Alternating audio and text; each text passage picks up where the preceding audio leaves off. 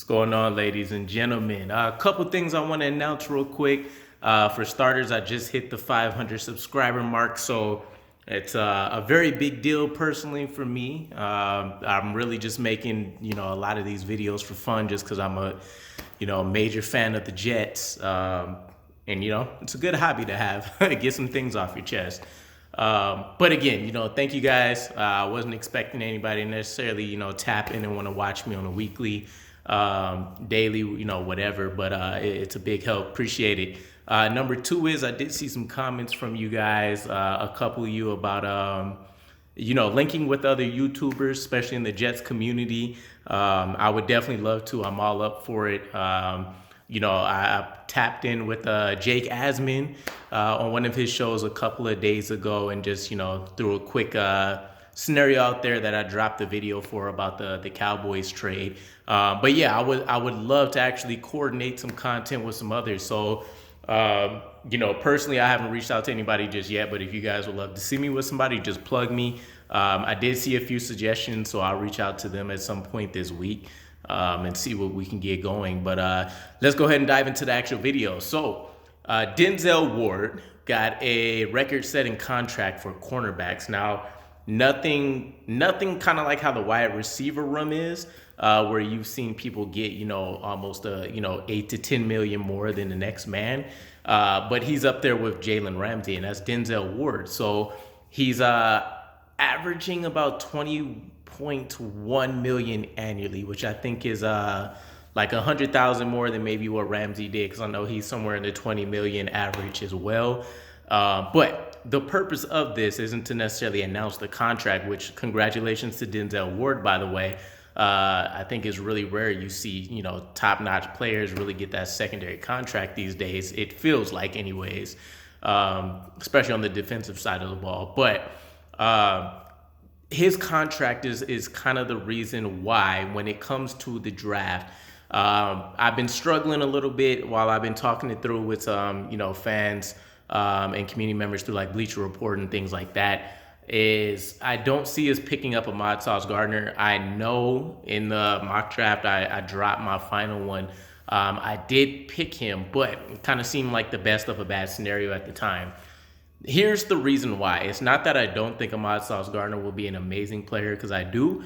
I think he can absolutely be, let's just call it Revis light. I don't think we'll ever see another Revis again, even for like the Jalen Ramseys, Denzel Wards of the world. But he can be a Darrelle Revis light for us, which is phenomenal.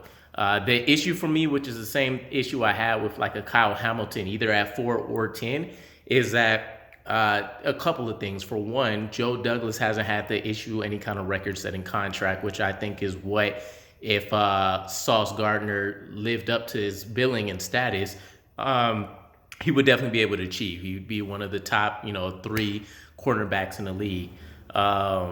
Or Kyle Hamilton, maybe the best safety in the league. Who knows? Jamal Adams was kind of that precedent where we would have, gave a record-setting contract, and Joe Douglas opted to dish him away. Obviously, there were some pains there, but still, I really don't think we would have achieved that, because he seems more comfortable working with players that aren't necessarily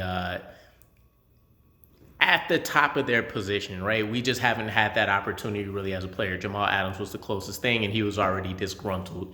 So seeing Denzel Ward in the 20 million range, and knowing that, Salah's philosophy when it comes to his scheme is, the men up front. The front 4 is the bread and butter, right? That's where we're going to see a lot of our dollars sunk into. So personally wise, just kind of examining the roster, when it comes to the cap, I see a lot of our money getting eaten up in the defensive line, or at least on the defensive side, the defensive line and the safety group. It seems like, from everything I checked out, the teams are very comfortable getting by with number 2s. They can draft and develop anybody essentially at that position.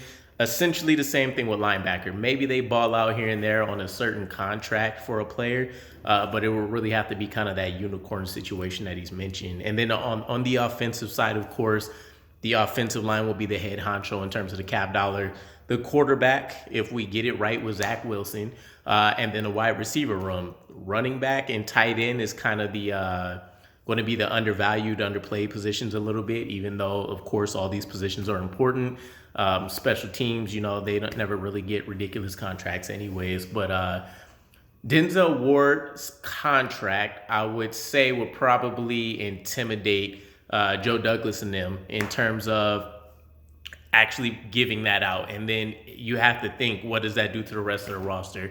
If we give a Ahmad Gardner, a record-setting contract in, let's say, 3 to 4 years, because while everybody says, you have the 4th year, you have the 5th year option guaranteed for injury, and then, you have 2 years of franchise tags, players generally aren't letting it get that far. They're holding out, they're doing whatever steps they need to do to try to get that money in advance, because you never know what the longevity of a NFL player is going to be. So it's really touch and go there.